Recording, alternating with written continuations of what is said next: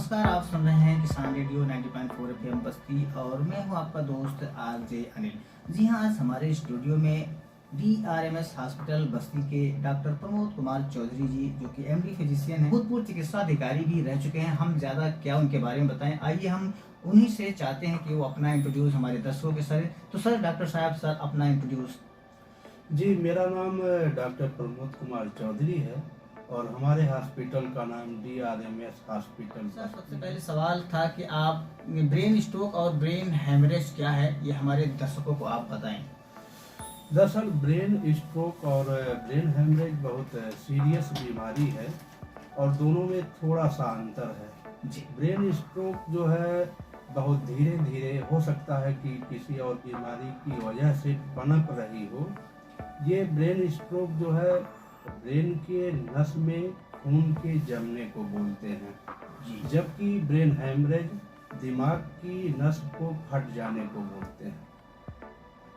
जी। अच्छा सर, तो आपने बताया कि ब्रेन हेमरेज और ब्रेन स्ट्रोक क्या है, इसके बारे में आपने अंतर समझाए हमारे दर्शकों को। अच्छा, तो हम आप जानना चाहते हैं लक्षण क्या क्या है।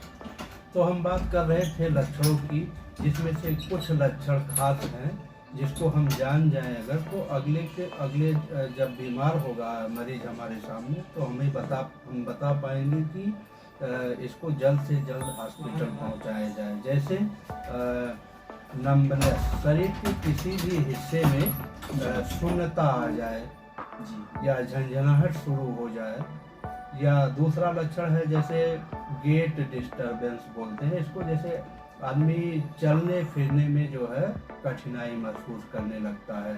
जी। तीसरा लक्षण है कि जैसे कोओरिएंटेशन हो जाए और वो डिसओरिएंटेशन में आ जाए और उसे बोलने में भी परेशानी महसूस हो रही हो, उसकी स्पीच जो है डिस्टर्ब हो जाए।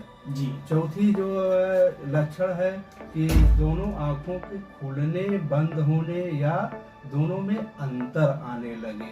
जी। पांचवा चीज है जैसे चलते चलते चक्कर आ जाए, डिजीनेस हो जाए, वर्टिगो हो जाए। जी। तो इन सब लक्षणों में से अगर कुछ भी लक्षण मिल रहा है मरीज को तो हम समझ सकते हैं कि ये स्ट्रोक जैसा है या इसे हेमरेज होने की संभावना। जी, बहुत सही कहा आपने। इसके लक्षण के बारे में क्या क्या कैसे कैसे इसके लक्षण पता चलते हैं और हमने डॉक्टर साहब ने उसको बहुत ही अच्छी तरह से एक्सप्लेन किया। तो हम अभी तक हम जान रहे थे ब्रेन स्ट्रोक क्या है, उसके लक्षण क्या है। अब हम डॉक्टर साहब से चलते हैं अगले सवाल की तरफ और डॉक्टर साहब से अगला सवाल आपसे कि एक जवान व्यक्ति, एक वयस्क व्यक्ति जिसको बोलते हैं, एक वयस्क व्यक्ति को ब्रेन स्ट्रोक और हेमरेज में क्या कारण है कि उसको होते हैं। जैसे कि हम बात करें कि आजकल का जो माहौल है बड़ा स्ट्रेसफुल है, जी। बड़ा डिप्रेसिव है, तो एक बहुत बड़ा कारण है हेमरेज होने का कि 30-35 साल के पहले के लोगों को हो रहा है, जो कि बड़े दुख की बात है। जी। और इनमें डिप्रेशन या एंजाइटी की वजह से दूसरा कारण है कि लोग ड्रग एब्यूज करने लगते हैं, जैसे कोकाइन ले लिए या कोई नशीला पदार्थ का इस्तेमाल करने लगे। जी। तीसरा यह है कि उनका लाइफ स्टाइल कैसी है, उनके परिवार का माहौल कैसा है, जी। ये बहुत ही बड़ा रोल प्ले कर रहा है। दूसरा जो है सेकेंडरी है कि अगर आपको कम एज में ही जो है शुगर हो गया, बीपी हो गया, या आप अपना ध्यान नहीं रख पा रहे हैं, जी।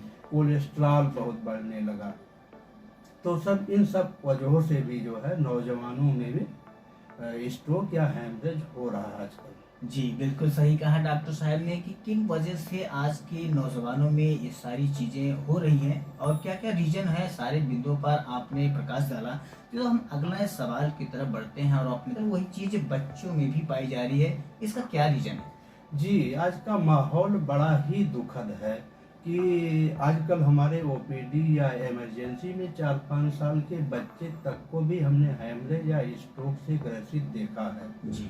और बहुत सारे लिटरेचर वगैरह और तमाम चीज़ों को पढ़ने के बाद या खुद के अनुभव से ये बताया जा रहा है कि जैसे पहला कारण है कि वैस्कुलर एबनॉर्मेलिटी हो जाए, एनामाली हो जाए कोई, कि जी। दिमाग में ही उनके नस जो है पर्याप्त मात्रा में जो बनना चाहिए ना बन पाए, या कभी कभी आर्टरी और वेन मिल जाते हैं, जिसमें आर्ट्रियोवेनल मल्फॉर्मेशन भी बोलते हैं। जी और दूसरा कारण है कि जन्म के समय हाइपॉक्सिस जी इंजरी हो जाती है ब्रेन की, और ऑक्सीजन पूरी तरह से बच्चे के दिमाग में नहीं पहुंच पाता है, जी जो कि बर्थ के समय का है। जी तीसरा बहुत ही दुखद कारण यह है कि आजकल माँ बाप अपने बच्चों को सबसे आगे देखना चाह रहे हैं। बिल्कुल। इस चक्कर में क्या है, उनके पढ़ने का शेड्यूल तो पूरी तरह 24 घंटे का बना दिए हैं, जी लेकिन समाज को जानने का, खेलने का, रिश्तों के समझने का टाइम उसमें नहीं है। वो टाइम टेबल उन्होंने नहीं दिया। अच्छा, ये पेरेंट्स की गलती नहीं है, जी यहाँ स्कूल भी इसमें जो है शामिल है। जैसे समर वेकेशन है, इंटर वेकेशन है, जी उसमें भी इन लोगों का इतना ज़्यादा होमवर्क होता है कि जी। बच्चे ना तो नानी के यहाँ जा पाते हैं, ना नाना के यहाँ जा पाते हैं, और उनको एक डिप्रेशन इतना तेज हावी हो रहा है कि वो अपने आप को संभाल नहीं पाते हैं, जिस वजह से भी स्ट्रोक और हेमरेज छोटे छोटे बच्चों में हो रहा है, जो कि आगे के जनरेशन के लिए बहुत ही दुखद होगा। जी बहुत सही कहा आपने कि आजकल कहीं ना कहीं हम खुद उसके जिम्मेदार हैं, या हमारे पेरेंट्स जिम्मेदार हैं, या स्कूल के टीचर्स भी उसके जिम्मेदार हैं, क्योंकि इतने इतने वर्कलोड हो जा रहे हैं बच्चों पर, जिसकी वजह से ये सारा चीज़ क्रिएट हो जाता है। कहीं कहीं बहुत सारे बच्चों में ऐसा देखा भी गया है, क्योंकि वो 1 महीने की जो समर की छुट्टियां होती हैं, मिलती हैं, तो हर बच्चा ये सोचता है कि हम फला जगह जाएंगे, हम फला जगह इसकी छुट्टी मनाएंगे, लेकिन इतने वर्क हो जाते हैं स्कूल की तरफ से, माँ बाप की तरफ से, जिसकी वजह से बच्चा डिप्रेशन में चला जाता है, और ये सारी घटनाएं अमूमन इसी की वजह से देखी जा रही हैं। जी हाँ, तो अब हम अगले सवाल की तरफ बढ़ते हैं, और अब जानते हैं कि स्ट्रोक या ब्रेन हेमरेज है, इसके कुछ जांच भी होते होंगे सर, तो हमें उसके भी बारे में हमारे दर्शकों को बताएं कि इसकी जांच क्या क्या है। जैसे कि बहुत सारे जांचें हैं, जिसमें से मुख्य जांचें हैं कि सीबीसी, आरबीएस, और खून गाढ़ा है या पतला है इसको जानने के लिए कोलेस्ट्रॉल का टेस्ट होता है जी। और इमरजेंसी में हुए आए मरीजों का तो कुछ समय बाद में जो है आधे घंटे के अंदर ही सीटी स्कैन करा लेना चाहिए जी। वो भी नॉन कंट्रास्ट सीटी होना चाहिए। इसमें एमआरआई जो है कंट्रा इंडिकेशन है हेमरेज में। जी जी बहुत सही कहा आपने कि इसकी जांच क्या क्या है, इसके प्रारंभिक और किस किन कारण मतलब जांच करा लें जिससे हमें ये सारी चीजें को अब कंट्रोल किया जा सकता है एक तरह से अगर कहें हम। तो अगर हम अब बात करते हैं, अभी तक हमने जाना, आप सभी ने जाना कि ब्रेन स्ट्रोक क्या है, ब्रेन स्ट्रोक के लक्षण क्या है, इसके जांच क्या है। अब हम अगला और आखिरी सवाल डॉक्टर साहब से ये जानना, हमें कौन कौन सी सावधानियां, अगर ये इससे हमें बचना है तो हमें इसके लिए कौन कौन सी सावधानियां हम बरतें जिससे हम इस सारी इन बीमारियों से बच सकें। देखिए हम लोग तो बहुत मॉडर्न हो गए, फिर भी जो है बहुत कुछ सीखा नहीं हमने जी। तो हमें जो है प्राकृतिक के साथ चलना होगा। जी। जैसे सुबह होता है तो हमें जगना होगा जी। और रात होती है तो सोना होगा। तो जब हम प्राकृतिक के साथ बैलेंस बनाए रखेंगे तो हमें बीमारियां कम होंगी। जी। और जैसा कि हमने बताया कि 4-5 साल के बच्चों को भी जो है बीमारियां हो रही हैं। जी। तो सबसे पहले जन्म के समय, या ये मान लीजिए कि लेडी अगर कंसीव कर रही है, प्रेगनेंसी के समय ही उसका ख्याल रखा जाए। जैसे फोलिक एसिड जो है आने वाले बच्चों में न्यूरो की प्रॉब्लम होने नहीं देता है। जी। कैल्शियम है, आयरन है, ये सब सप्लीमेंट माताओं को अवश्य देना चाहिए। जी। और दूसरी बातें हैं कि हम लोग जब बीमार हो जाते हैं अपने डाइट का ध्यान तब देते हैं, बिल्कुल, जबकि इसका शुरुआत हमें पहले से ही करना चाहिए ताकि हम लोग बीमार ही ना हों। बिल्कुल सही कहा। और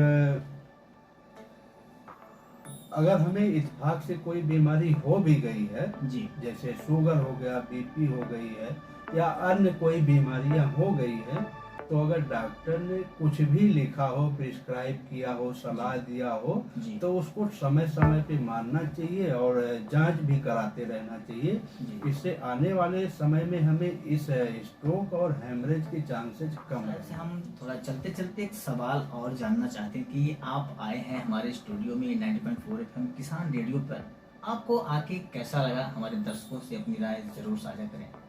देखिए, मैं शुक्रगुजार हूँ किसान रेडियो के सभी सदस्यों का, क्योंकि उन्होंने हमें यहाँ आने का मौका दिया।